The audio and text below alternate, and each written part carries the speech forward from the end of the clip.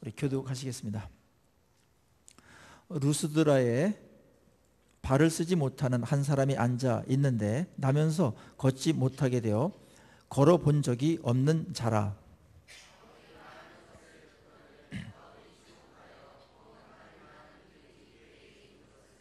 큰 소리로 이르되 네 발로 바로 일어서라 하니 그 사람이 일어나 걷는지라.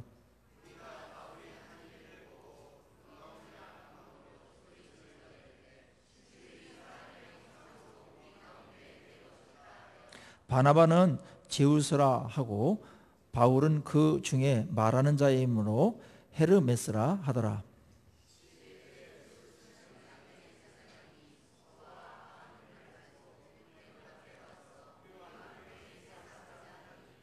두 사도 바나바와 바울이 듣고 옷을 찢고 무리 가운데 뛰어들어가서 소리 질러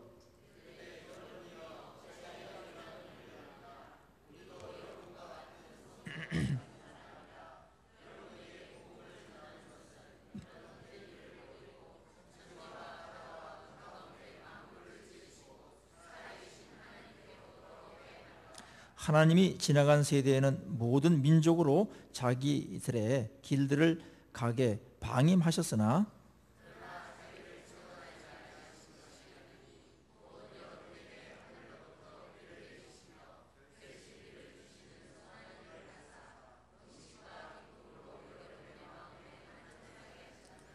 같이요 이렇게 말하여 겨우 무리를 말려 자기들에게 제사를 못하게 하니라. 아멘. 네.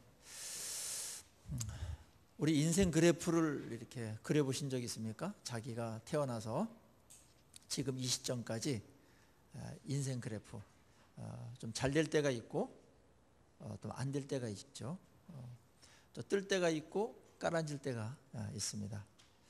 뭐 이것이 모든 인생에게 그래프처럼 이렇게 높낮이가 있습니다.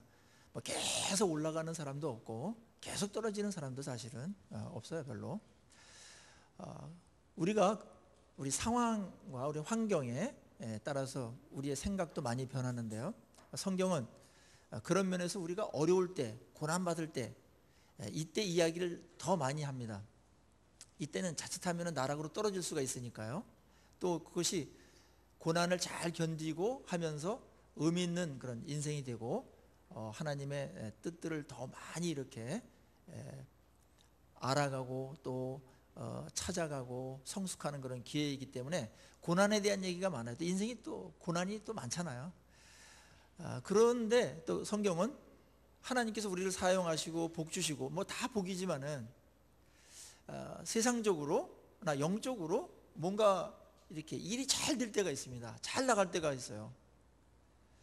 그때 우리들에게 무엇을 조심해야 되는지, 그 축복을, 그 다음에 그 잘됨을 어떻게 잘 관리해야 되는지, 이 부분에 대해서도 성경은 놓치지 않고 있습니다.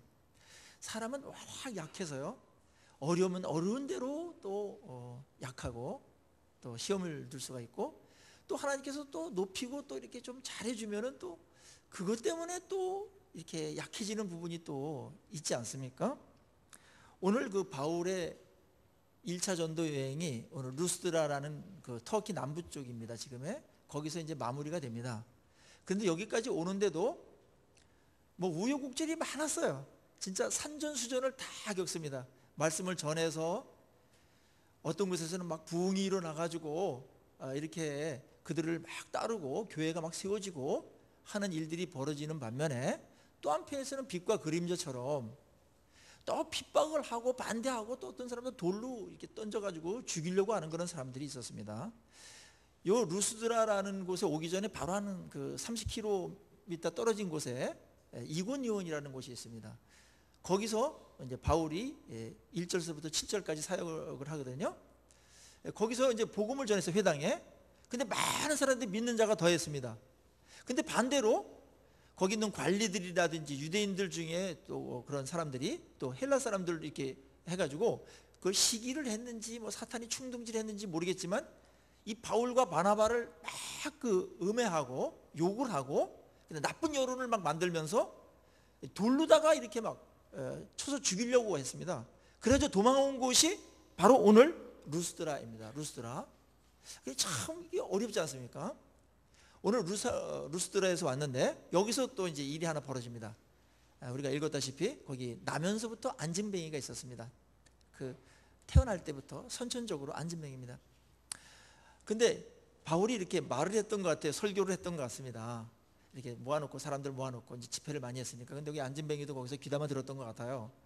근데 이제 바울이 딱 보는데 한 사람에게 딱 꼽혔어요. 안진뱅이였습니다. 근데 딱 보니까 구원받을 만한 믿음이 있어 보였습니다. 이게 이제 어떻게 간파됐는지에 대해서는 여러분들 좀 궁금하실 수도 있을 거예요. 구원받을 만한 믿음, 그건 어떤 걸까? 어떻게 그거를 알았을까? 무슨 신통력이 있어가지고 딱 구원받을 믿음 마음을 꿰뚫어 봐가지고 본 건 아닙니다. 이제 설교자들이나 또 여러분들도 다 알죠. 말씀 들을 때 딱 보면은 믿음으로 받아들이는구나, 그런 표정과 그런 눈빛을 보내는 분들이 있습니다. 갑자기 눈이 반짝이고 있습니다 지금. 근데 어떤 경우에는 컨디션이 나쁘셨는지 원래 그랬는지 하여튼 막 탕탕 튀는 데가 있어요. 그것을 예민하게 이렇게 그 설교하는 사람들은 알아보게 됩니다. 그래서 설교학에서는 졸거나 이렇게 막 탕탕 튀는, 이렇게 튀어나가는 그런 사람들에게 주목하면은 당황스러워질 수가 있다, 설교 시간에. 그러니까 그 사람들을 보지 말고 잘 듣는 사람을 이렇게 보면서 해라. 그래야 이게 업되면서 이 자유로움과 이 성령 충만이 그대로 이어질 수가 있다. 그런 이제 기법을 이야기할 때도 있습니다. 제가 전주 지역 그 학생들 수련회가 있어서 거기에 이제 수련회 때 설교를 하는데 한 200명 정도 대학생들이 왔던 것 같아요. 근데 설교를 하는데 대부분이 잘 이렇게 듣는 것 같았습니다. 근데 거기는 이제 전체 디렉터 하는 그런 간사님, 목사님이 있었는데 이분이 딱 체크를 하더라고요. 그랬더니 한 12명 정도가 말씀을 제대로 지금 못 듣고 있다. 그러니까 이분들을 위해서 이렇게 기도했는데 딱 센 것 같아요. 그러니까 정확하게 파악을 하더라고요. 거기서 나 12명, 그걸 어떻게 알았지? 근데 몇 명 있다라는 건 제가 알았습니다.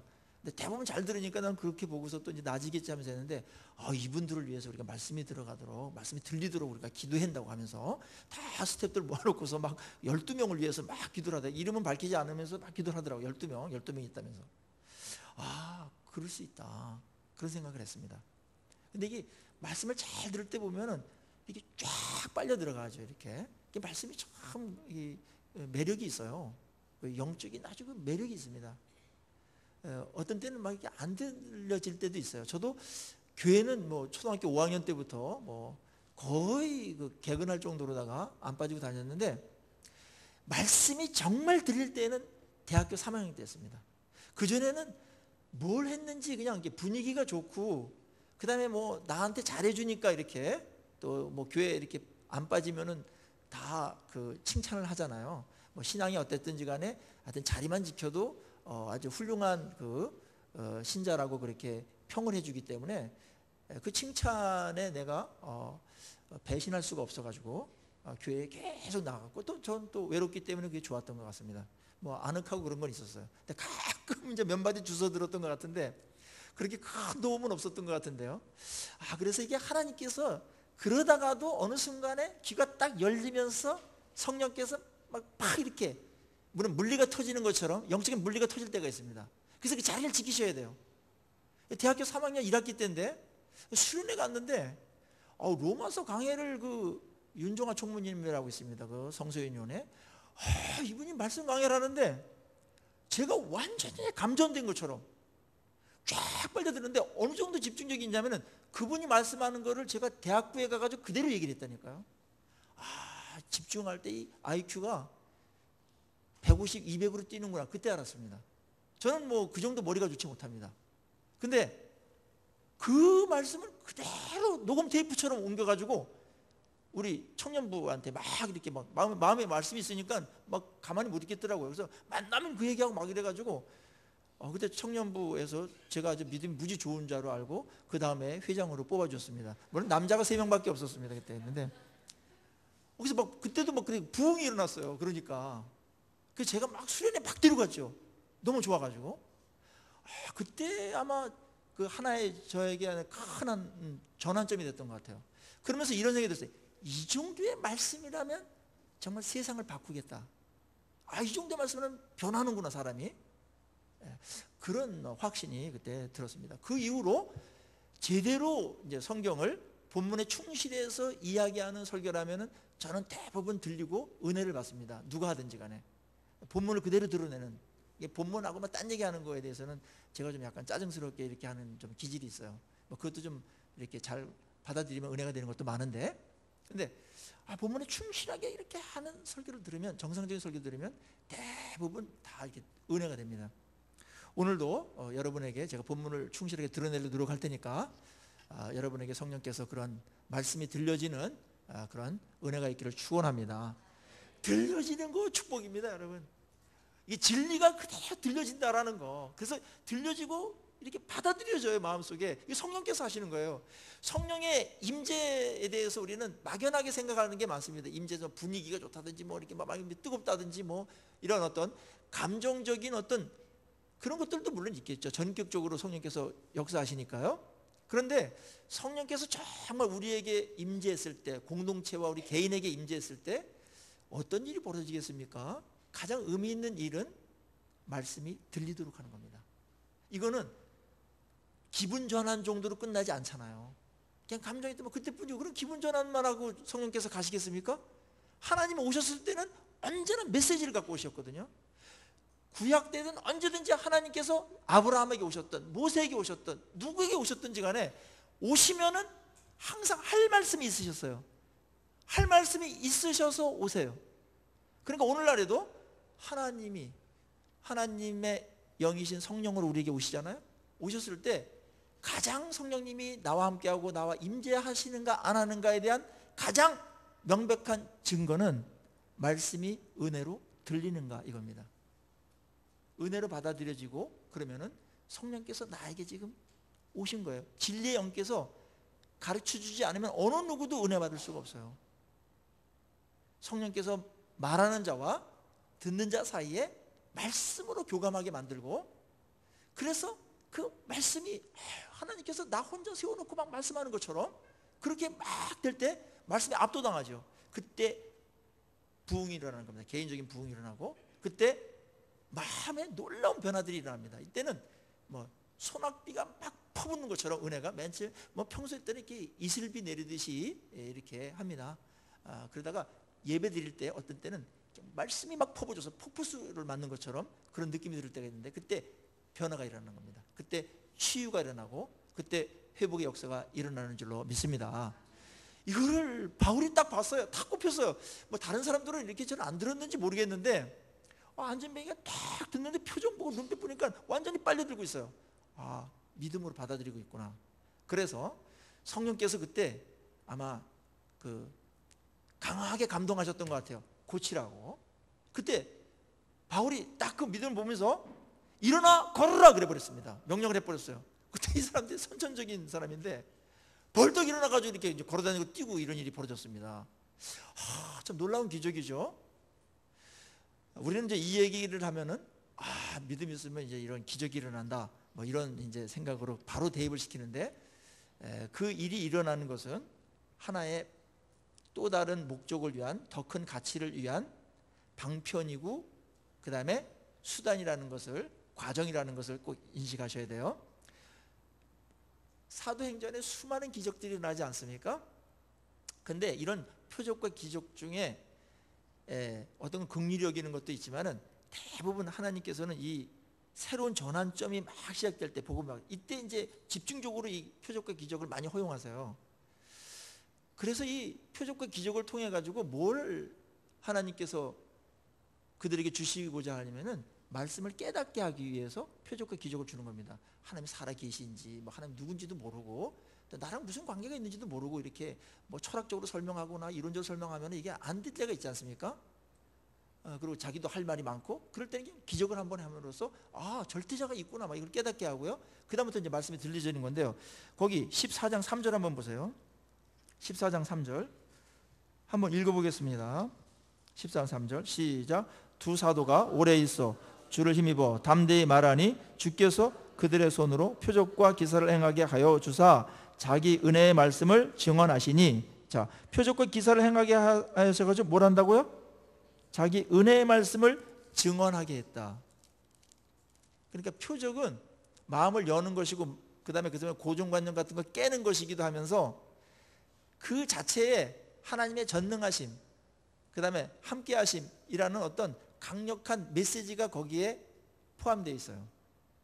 그걸 표적이라고 그래요. 표적은 기적에다가 말씀을 장착하는 겁니다. 표적은 사인이에요. 사인 있잖아요. 그럼 거기에 메시지가 있잖아요. 그게 그 표적의 목적이지 그것만 있는 건 의미가 없는 거예요. 그러니까 안진뱅이가 걸었다든지 낫다든지 그거는 약간의 어떤 그 인간적인 필요를 채우는 그 본인으로서는 굉장한 것이겠지만은, 그렇지만 하나님의 입장에서는 그것보다 더 중요한 게 있어요. 병 고치는 거 그거 중요하지만 거기가 끝이 아니에요. 그거 자체가 목적이 되면 안 돼요. 그러면 병 고친 사람들 어떻게 되냐면은 내 병 고친 거 내 필요가 다 났으니까 하나님 떠나요. 병 고치려는데 안 났어요. 안 나면 필요 없으니까 떠나요. 무슨 말인지 아시겠죠? 하나님께 머물고 오게 하기 위해서 한 건데 그 자체가 목적이 되면은 성취되면 필요 없으니까 떠나고 성취 안 되면 더 필요 없으니까 떠나고 하나님과 멀어지게 된다는 겁니다. 그래서 계속 기적만 쫓아다니는 것은 사실은 위험해요. 그런 면에서 오늘날에 이러한 기적들이 하나님께서 지역에 따라서 또 시대에 따라서 많이 허용을 합니다. 근데 요즘에는 좀 많이 이런 부분들을 허용하지 않는 그런 영향이 있는데 믿음의 문제가 있을 수도 있고요. 그렇지만은 그런 면보다는 이제는 하나님의 그 시대가 달라졌기 때문에 그런 부분도 있습니다. 하나님은 이때나 지금이나 동일하세요. 고칠 수 있고 능력도 여전히 동일하세요. 하나님이 연세가 많이 들으셔가지고 옛날에는 이렇게 했는데 지금 노쇠하셔가지고 능력이 약해진 것은 절대로 아닙니다. 그렇죠? 동일하신 분인데 오늘날에는 이런 것들이 허용이 안 되는가, 많은 경우에 좀 작는가, 이때 사도행전만큼은 안 나타나는가, 우리가 믿음이 없어서 그런 것도 한번 고려해 볼 필요가 있죠. 그런데 이겁니다. 하나님의 그 적절함, 하나님 되심을 드러내는 데 있어서 그들에게 정말 더 영혼을 두고서 유익한 그런 것을 염두에 두시고 주님께서 이런 것들을 쓰시는 겁니다. 근데 이게 막 너무나 남발되어지면은 말씀으로 못 돌아오고 그것이 자체가 목적이 되는 더 성숙으로 가야 되는데 이제 이런 부분이 있고, 그다음 또 다른 하나는 이 기적을 행할 때의 사람의 문제인데 그건 조금 이따가 더 거론하도록 하겠습니다. 하나님이 예전이나 지금이나 동일하시다라는 것 때문에 오늘날도 여전히 하나님께서는 이렇게 해야 됩니다. 나의 문제에 있어서 우리 교회에서 이 시대에서 그렇게 요구할 수 있는 권한은 우리에게 없다라는 겁니다. 하나님의 전적인 권한에 속한 것이죠. 좀 이렇게 얘기하면 약간 좀 답답하게 느끼는 분들이 계신데, 기적이라는 것은 그야말로 기적이고요, 정상적이 아니라는 거잖아요. 비상수단이라는 거지 않습니까? 사람이 비상수단으로만 살아가면 되겠습니까? 안 되겠습니까? 에? 하도 특별한 걸 좋아하시니까. 정상적인 게 좋은 겁니다. 정상적인 게. 비상수단은 정말 비상시에만 하는 거예요. 그리고 일생에 한두 번 정도 이렇게 일어나도록 괜찮습니다. 그리고 나머지는 다 정상적으로 하는 게 훨씬 더 나은 겁니다. 이게 이제 출애굽에서 만나가 계속 비상식량이 계속 내리다가 약속의 땅에 딱 들어가는 순간 비상식량은 끊지 않습니까? 하나님께서. 거기서도 주시면 좋겠죠. 근데 그러면 안 돼요. 농사 짓고 막 이래야 됩니다. 밭 깔고 그냥 소 치고 막 젖 짜고 막 이래야 됩니다. 하늘 바라보면서 또 오늘도 만나 왜 안 내리시나, 그때는 줬는데 왜 여기서 안 주시나, 하나님 말씀 변하셨나, 삐지셨나, 뭔가 이렇게 서운하셨나 막 이러면서 그러면 안 되는 겁니다. 하나님의 주권이에요. 그거는 엘리야가 까마귀가 물에다 먹였다, 그걸 굉장히 부러워하는 분들이 있는데 그게 마지못해서 한 거예요. 그거는 알죠?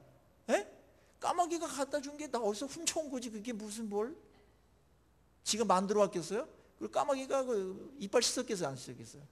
다 그게 위생적으로도 안 좋은 거예요. 그냥 농사 져가지고 먹는 게 더 좋은 거고 만들어서 먹는 게 좋은데 우리는 특별하게 이렇게 한 거를 해가지고 자랑하고 싶고 과시하고 싶기 때문에 이런 것들을 막 이렇게 갈망하는 분들이 있는데 정상적인 게 좋은 거라는 거, 더 그게 고급스럽다라는 거 기억하셔야 됩니다.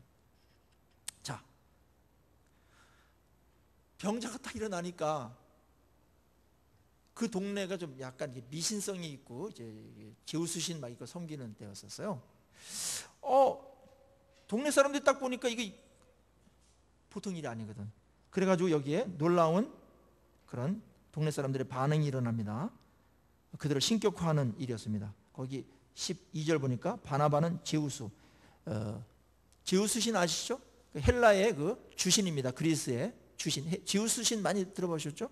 그 다음에 그의 그 심부름꾼하고 이렇게 대변인하는 헤르메스라는 그런 신이 있었는데, 바울은 말을 하니까 헤르메스다 이렇게 말하고, 바나바는 좀 인물이 잘났던 것 같습니다. 제우스처럼 근육 딱 있고 얼굴 짱 있고 막 이런 사람인데, 그래가지고 와 이렇게 제우스 신이다 이래가지고 이제 뭐 그 정도 말만 해도 좀 위험한 건데, 저쪽 시외에 있는 그 이 섬기는 제사장들이 또 민감하게 반응해가지고 소를 끌고 오고, 그 다음에 화환을 꽃다발을 막 갖고 와가지고 어디서 장만했는지, 그냥 신이 왔으니까 강림했으니까 대문 밖에서 지금 제사 지내려고 있는 겁니다. 이 장면 상상하시겠습니까? 이때 아마 좀 양심이 좀 약간 무딘 사람들은 좀 묵인하면서 이렇게 하는 데면 안 되네 하면서 적당히 즐길 수도 있고, 아마 기다렸다는 듯이 너희들이 이제 우리를 알아보는구나 이래가지고 적절하게 그들을 이용할 수도 있었을 것입니다. 여러분이 만약에 이런 상황이 닥치면 어떻게 되겠습니까? 뭐 여러분들이 다 하나님만을 섬기고 그런 분들이시니까 옷을 찢으면서, 코트를 찢으면서 이렇게 거절을 하셨겠죠. 근데 대부분의 사람들은 이런 것들을 즐기는 경향들이 있습니다. 인간의 마음속에 자기 우상 본능이 있습니다. 그게 이제 작게 나타나는 것은 내 의견은 무조건 옳다, 이래서 고집으로 나타나는 분들이 있어요. 내 생각은 무조건 옳다. 그래서 자기 생각 아니면 다른 걸 받아들이지 않습니다. 신격화하는 겁니다. 아셨습니까? 자기가 지금 얼마나 연약하고 부족한지를 모르는 거예요. 그게 신격화의 출발이에요. 그리고 인간이 가장 큰 욕망 가운데 하나가, 극단적인 욕망 중에 하나가 우상합니다. 그러니까 시저도 막 우상 황제 숭배하라고 말하고, 천황도 막 섬기라고 막 그러고, 북한의 뭐 김정은도 막 이렇게 뭐 우상하고 막 그러지 않고 신격화하지 않습니까? 뭐 가랑잎을 타고 대동강을 건넜다든지, 거기에 모래알로다가 뭐 이게 밥을 지었다든지, 뭐 이런 이제 말도 안 되는 일들 얘기들 합니다. 그러면서 국민들은 다 굶어서 막 죽어가고 있는 사람이 몇백 명 되는데 말입니다. 신격화 하는데요, 또 여기에 사람들은 어떤 신으로 누구를 딱 이렇게 자기가 섬기고 있으면 마음의 안정감을 심적으로 갖는 부분이 있어서 이게 맞아떨어지는 부분이 있어요. 이거에 대해서 끊임없이 성경에서 조심해야 된다고 말하는 겁니다. 지금 일이 잘 되고 있죠? 이거보다 더 좋은 영적인 분위기가 어디 있겠어요?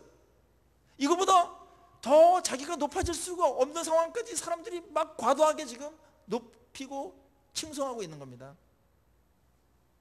우리는 이 정도까지는 아닐지라도 누구에게 과도한 칭찬을 듣는다든지, 그 다음에 어려운 가운데 어떤 업적을 이뤘다든지, 그 다음에 또 하나님 안에서 무슨 어떤 좋은 결과를 냈다든지, 또 어떤 경우는 내가 기도했는데 어떤 사람이 불치병이 낫다든지, 아마 많은 경우에 안진뱅이 같은 어떤 진짜 가시적인 어떤 그런 일이 벌어지면, 여러분을 통해서 아마 기도했는데 벌떡 일어났다고 생각하면 여러분들은 아마 이 유혹에 빨려 들어가고 말 겁니다. 저도 마찬가지입니다.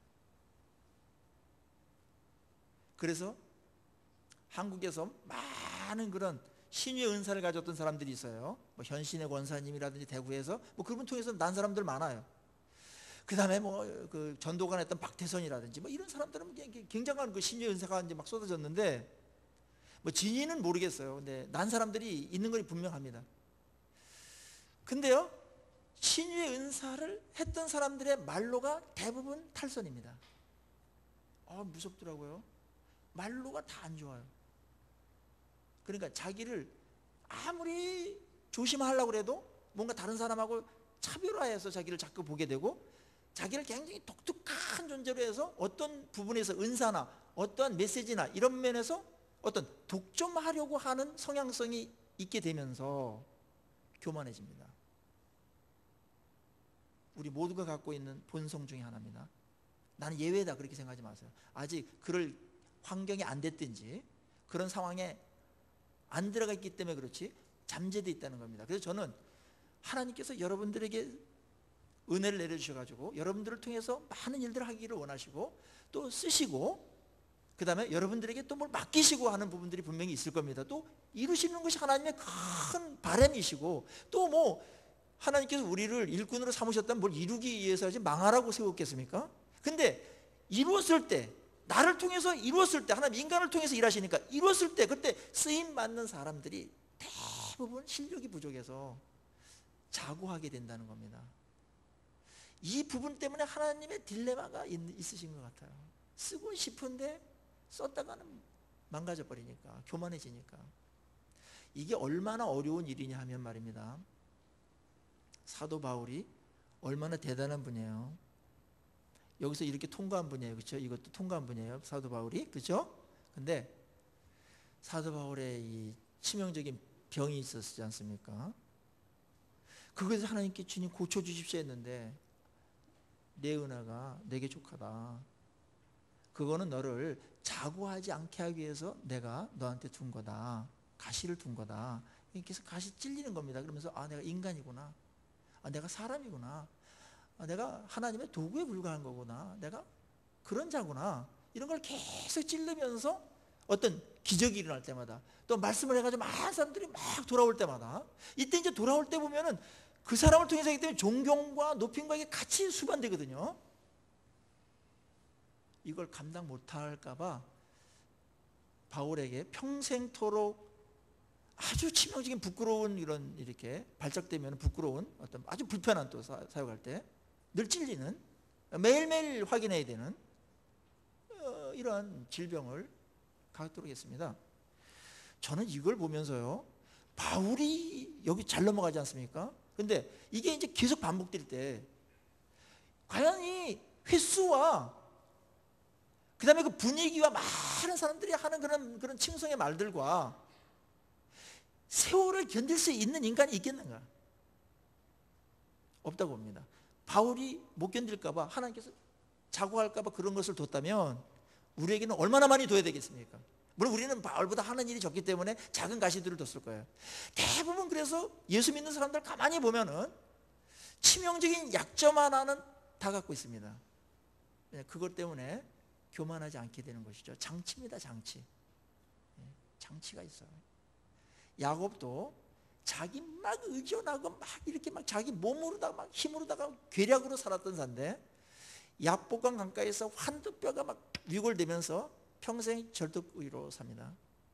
이 육체를 의지하지 말라고. 축복입니다. 축복입니다. 오늘 한국 교회를 들여다보면은 한 2,000명 넘으면서 목회자들이 순수성이 사라집니다. 다는 아닙니다. 다는 제가 알 수도 없고요. 일반적으로 어떤 생각이 드냐면은 2,000명 정도 이렇게 모이니까 하면 된다라는 생각이 들어요. 하면 된다는 거. 내가 하면 된다 이러는 거.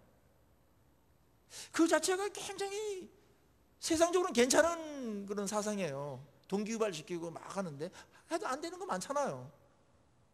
해도 안 되는 게 많단 말이에요. 그거 인정하면서 하도록 해야 되는데 하면 된다. 그리고 내 말은 어떤 진리인 것처럼 절대적인 어떤 방법인 것처럼 다양한 방법이 있는데도 불구하고 그것만 고집을 한다든지 뭐 그래서 이렇게 하면은 뭐 교회가 부흥되고 이렇게 하면 된다든지 어떤 세미나를 이렇게 좀 미숙하게 한다든지 이런 것들 있을 수 있습니다.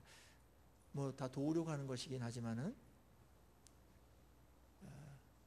높아진 마음에서 그런 일들을 행하고 있다면 잘못 가는 것입니다. 아주 어려워요. 그래서 우리 이문식 목사님이라고 하는 분이 계세요.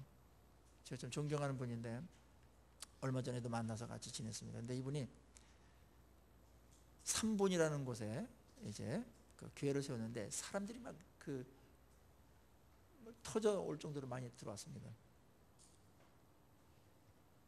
근데 이분이 한 800명 넘을 때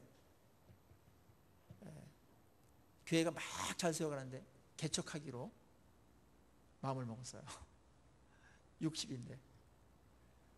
제가 형님처럼 참 생각하는 분인데 왜 그랬습니까? 그랬더니 여자와 교회 숫자가 많아지는 것은 감당할 수 없는 유혹이다. 나 스스로 내가 피해야 된다. 더 막 몰려, 유명세 때문에. 그래가지고 아마 개척을 더 하려고 그런다고 그러시더라고요. 다른 사람들은 대부분 뭐 2,000명, 뭐 5,000명, 10,000명, 뭐 죽을 때까지 계속 숫자를 늘려가는 그런 일을 하는데, 이분은 자기 관리를 하고 있구나. 하나님 앞에서 자기 관리를. 굉장히 신선한 충격이었습니다. 그러니까 내가 감당할 정도까지만 하나님께서 허락하시도록 하는 거 필요하고요. 더 여러분께서 원하신다면 정말 낮아지고 어떤 상황에 있든지 겸손을 유지할 수 있는 그 정도의 그 실력을 쌓지 않으면 잘됨이 넘어짐의 계기가 될 수 있습니다. 그렇게 해서 망한 사람 많습니다, 여러분. 사울도 그렇게 다 망했고, 솔로몬도 그렇게 지혜 있다고 하는 사람도 암만 지혜가 있더라도 여러분들 세월을 이기지 못하고 그런 걸 못 이겨요. 인간이라는 걸 잃어버린다니까. 인간이라는 걸. 그게 허구지. 그게 뭡니까? 그 모세가 많이 그렇게 쓰임 받는데 나중에 죽을 때 아주 좀 쓸쓸하게 죽게 만듭니다. 너는 인간이라는 거 잊으면 안 된다. 하나님 앞에 곧 쓸 텐데 너는 인간이라는 거. 내가 이만큼 많이 했던 거 내가 인정하지만은 너는 가나안 땅에 들어가지 못해. 또 들어가서도 안 돼. 거기는 이제는 여호수아가 이제 해야 될 일이고 너는 여기까지고 너는 여기서 이제 죽어야 된다.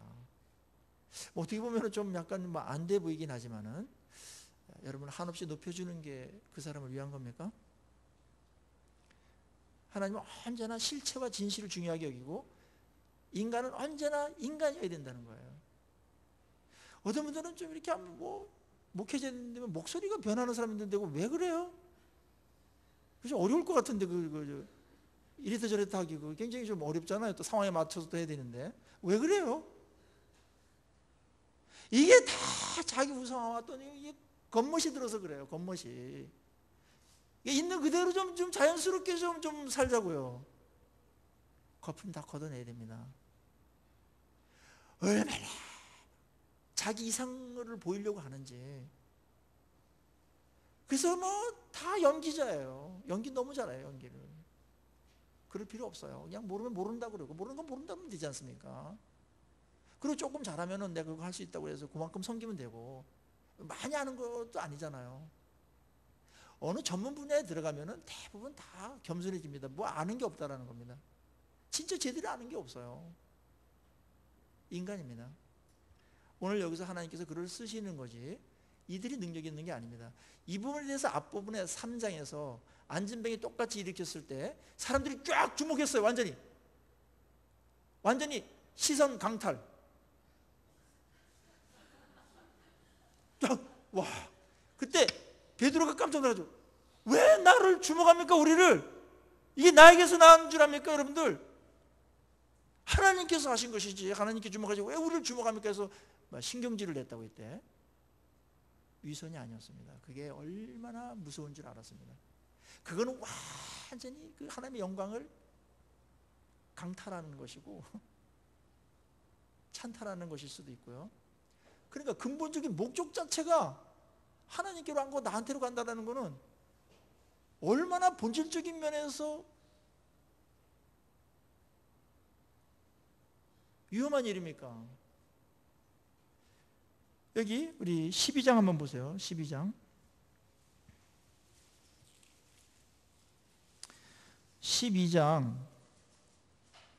21절에서 24절 한번 제가 읽어드릴게요. 헤롯 망한 예예요. 알았죠? 망한 예. 21절에 24절 보세요. 헤롯이 나를 택하여 왕복을 입고 아주 화려한 입을 입었습니다. 단상에 앉았으며 높은 강단에 백성에게 연설합니다. 백성들이 크게 부르되 이것은 누구의 소리요? 신의 소리다. 신의 소리. 막 분위기가 그러니까 그렇게 들립니다. 사람의 소리가 아니라 하거늘 헤롯이 영광을 하나님께로 돌리지 아니하므로 주의 사자가 고치니 벌레에게 먹혀 죽으니라. 간단하게 썼죠. 하나님께 영광을 안 돌렸던 믿는 사람도 아니에요. 그러니까 인간으로서 인간 이상의 뭘 이렇게 영광 받고 이러는 거 하나님께서 너무너무 싫어합니다. 그건 가짜고요. 속이는 거기 때문에 쇼입니다. 이단들은 대부분 교주들 신격합니다. 그래야만 자기들의 권위가 쓰고 추종할 명분이 생기니까. 거기 또 넘어가는 사람들도 바보지만요. 아주 악한 겁니다. 근데 이 헤롯이 얼마나 자기를 막 이렇게 높였는지 이런 일이 벌어지고 그걸 또 받아들이고 즐겼어요. 그때 하나님께서 이 헤롯을 죽이는데요. 아주 유치하게 죽게 만듭니다. 그 영광스럽고 막 폼잡고 막 이랬던 자에게 벌레 아주 미물이죠. 보잘것없는 벌레가 죽였다 그겁니다. 어떤 장수가 와서 죽이면 명예로운 겁니다. 알았죠? 장수한 채 죽는 거는. 근데 벌레 때문에 죽었다. 야, 하나님께서 참 이걸 가르쳐 주기 위해서 얼마나 우리에게 아주 대조적인 모습을 봅니까? 죽을 만한 죄라는 겁니다. 그러니 바울과 바나바가 얼마나 놀랬겠어요. 그래서 막 맨 처음 방언을 해서 못 알아들었어요. 근데 알고 보니까 뭐 이렇게 뭐 제사 지나는 분위기가 심상치 않거든요. 그래가지고 막 옷을 찢고 분노죠. 강력한 거절입니다. 극단적인 거절하는 게 옷을 찢는 거거든요. 쫙 찢어버리고. 제가 이게 보이고 싶죠? 이게 양복이 좀 좋은 거라. 그러면 군용수로 뛰어들어가 가지고 그러지 말라고 하면서 적극적으로 말리고 있습니다. 이 아름다운 모습 우리에게 교훈을 주고 있습니다. 감사하죠. 그러면서요 거기서 끝나지 않아요. 적극적으로 만류하면서 그 인기와 그 자신에게 이게 주목을 받는 이 모든 것들을 복음을 전하고 하나님을 높이는데 활용합니다. 이게 중요합니다. 이게 거기 보세요. 15절에는 여러분과 같은 성정을 가진 사람이다 이렇게 말하고 헛된 그런 속임, 그런 우상 숭배하지 말아라. 그러면서 하나님을 높이는 그런 이야기를 합니다. 거기에 보니까 15절 그 하반절에 보면 여러분에게 복음을 전하는 것은 이런 헛된 일을 버리고 이 우상 숭배하고 이런 거죠. 사람을 신격화하고 이런 거 다 헛된 일이라는 겁니다. 천지와 바다와 그 가운데 만물을 지으시고 살아계신 하나님께로 돌아오게 하려 함이라. 우리들이 복음을 전하는 거는 이런 헛된 우상 숭배에서 여러분들 벗어나와서 하나님께로 돌아오게 하려고 하는 건데 우리를 우상 숭배한다는 게 웬 말이냐 이러면서 아주 극구 사용을 하고 아주 화를 내고 정색을 합니다. 이건 지혜예요. 혹 여러분이 하나님께서 높이실 때 인기가 있거나 그럴 때 인기를 이렇게 막 누리시면서 그 자리에 머물러 있지 마시고 그 인기를 활용하셔가지고 좋은 관계 있지 않습니까? 또 뭐 만물이 열리잖아요. 그럴 때는 하나님을 높이는 기회로 삼으십시오. 그리고 복음을 전하는 기회로 삼으셔가지고 주님께로 돌아오도록 하는 그러한 것으로 활용하십시오. 이거 지혜입니다. 지혜. 그러니까 사역의 목표가 뭔가를 분명히 인식해야 돼요. 첫째는 내가 인간이라는 거 인식해야 됩니다. 어떤 상황에서든지 인간이다. 하나님 없어 나 아무것도 아니다. 인간이다. 이거 인식하시고 그 다음에 두 번째는 사역의 목적. 내가 무엇을 위해서 살아가는가. 그리고 어떤 경우든지 하나님께 영광을 돌리는 이것이 언제나 궁극적인 목적이라는 것 놓치지 마십시오. 이게 잘 나갈 때 자기를 관리하는 기준입니다. 지침이에요. 인간이라는 거 놓지 마세요. 뭘 많이 안다, 많이 가졌다, 누가 뭐라고 그랬다 해서 우리가 인간이 바뀌는 게 아니에요. 성정이 같다라는 얘기는 너희들 같이 성정이 같다는 얘기는 이 헬라어에서는 죄성과 연약함이 있다 그럽니다. 죄성과 연약함. 성정이 같았잖아. 똑같다. 너희들하고 똑같은데 날 왜 섬기냐. 섬기지 말라고 그랬습니다. 존경하고 그러는 거는 좋은 겁니다. 누구를 알았죠? 존경하는 건 좋은데 섬기는 건 안 됩니다. 아니, 숭배 정도 하는 거 알았죠? 숭배하고 이렇게 하는 건 안 좋은 거예요. 인간을 그렇게 하면 안 돼요. 그 사람도 망가지니까요. 그렇게 하지 마세요. 존경하고 사랑하세요. 숭배하면 안 됩니다. 추종도 위험합니다. 추종. 인간입니다. 목욕탕 가보세요. 다 똑같습니다. 유명하면 대단한 것처럼 포장이 되는데 한번 같이 한번 살아보시고 한번 설거지도 해보고 한번 여행 한번 같이 해보세요. 대부분 실망할 겁니다, 여러분. 인간이라는 것을. 그 사람 글이 그 사람이 아니에요. 글을 그 사람을 반영한 것이긴 하지만 글도 얼마나 허구일 수 있습니까? 그냥 상상으로 쓸 수 있는 거예요. 물론 좋은 정신에서 좋은 글이 나올 수 있지만 꼭 그 사람은 아니에요. 만나보세요 한번. 그래서 우리는 어떤 사람을 이상화시킬 필요가 없습니다. 다 성정이 같습니다. 나나 다 똑같아요. 그거 털어놓고 같이 꺼내놓고 하나님 앞에서 또 고칠 거 고치고 회개할 거 회개하고 그렇게 살아가는 겁니다. 그리고 하나님이 여러분들을 쓰실 때 높이실 때 꼭 기억하세요. 왜 나를 높이셨는지, 왜 나한테 인기를 주셨는지, 왜 일이 잘 되게 하셨는지, 왜 이런 것들을 많은 걸 맡기셨는지 그걸 활용해서 하나님께 영광 돌리고 하나님께 돌아오라고 하는 겁니다. 세상 사람들 그런 것 때문에 약할 수 있고요. 그러니까요. 근데 어떤 경우에는 사람을 하나님께서 많이 이렇게 칭찬도 듣게 하고 막 이렇게 직장이나 어떤 뭐 친척이나 어떤 학교에서도 뭐 이렇게 인정을 받게 했는데 거기서 머무르고 그것만 즐기는 사람이 있어요. 그걸 축복으로 알고서 그것만 즐기는, 그 축복 맞죠. 근데 그거는 써먹으라는, 활용하라는 것이에요. 아셨죠? 거기서 머무르면 안 됩니다. 굉장히 중요한 얘기를 하는 겁니다. 이거를 가장 잘했던 사람이 세례 요한입니다. 하늘을 찌를 것 같았습니다. 인기가. 전 국민이 다 그를 추종했습니다. 아주 그냥 반역자 몇 명 빼고는. 그때 그가 했던 게 뭡니까? 최고의 인기의 절정에서 그가 했던 말이 뭡니까? 예수 그리스도를 이야기합니다. 그분이 얼마나 높으냐 하면 나는 그의 신발 풀기도 감당치 못할 정도의 인간에 불과하다. 그분이 오실 거다. 그분에게 여러분들 주목해야 된다.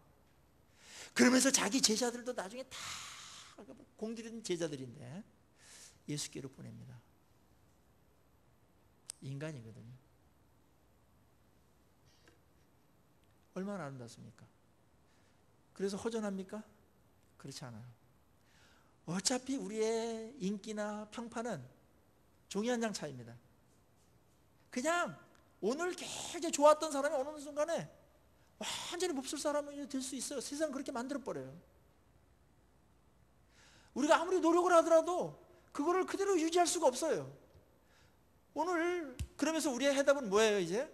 그러면 우리가 세상에서 어떤 대접을 받든지 그것이 높음이나 낮음이나 그것이 어떤 인기나 아주 무명이나 높은 데나 아주 처박혀 있든지 간에 세상에서 어떤 대접을 받든지 간에 우리의 목적은 하나라는 겁니다.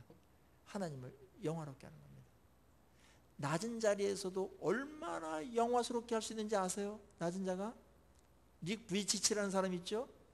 손발 다 없어요. 근데 그거 전 세계를 돌아다니면서 그 연약함이 권위가 돼서 그 연약한 부족함이 너무나 큰 게 그의 장점이 돼서 하나님을 전하는데 도구로 쓰임받지 않습니까? 헬렌 켈러라든지 뭐 유명한 있죠. 이런 분들 다 약점 낮아질 때 그걸 활용해서 하나님 높이는 데 썼으니까 하나님 앞에서 성공한 사람이 되는 겁니다. 이 영적인 센스 성숙함에서 옵니다. 그리고 하나님만을 높이겠다라는 정말 신실한 중심 깊은 충성심에서 나오는 겁니다. 내가 어떤 상황이 있든지 그분만을 높인다. 그게 나의 삶의 목적이고 그게 내 의미고 그게 내 운명이다. 그게 내 자랑이다. 아멘입니까? 그때 자유로워집니다, 여러분. 그때 우리가 자유로워져요. 위선으로부터의 자유, 연기로부터의 자유. 그 다음에 시기나 질투로부터 자유롭게 됩니다. 그리고 내 존재가 하나님의 영광을 돌릴 때 쓰이는 것만큼 더 가치 있게 쓰일 때가 없지 않습니까? 따져보십시오. 여러분에게 좋은 기회 생길 때마다 하나님께로 어떻게 저 사람들을 인도할까? 그런 좋은 기회로 삼으시고 그 지혜로운 사역을 오래 많이 감당하셔서 정말 어떤 자리에 있든지 위험하지 아니하고 썩지 아니하고 교만하지 않고 겸손하게 주님 앞에서 우리의 삶들을 채워가기를 간절히 축원합니다. 겸손할 때 은혜는 늘 흐르게 되어 있습니다. 같이 기도하겠습니다.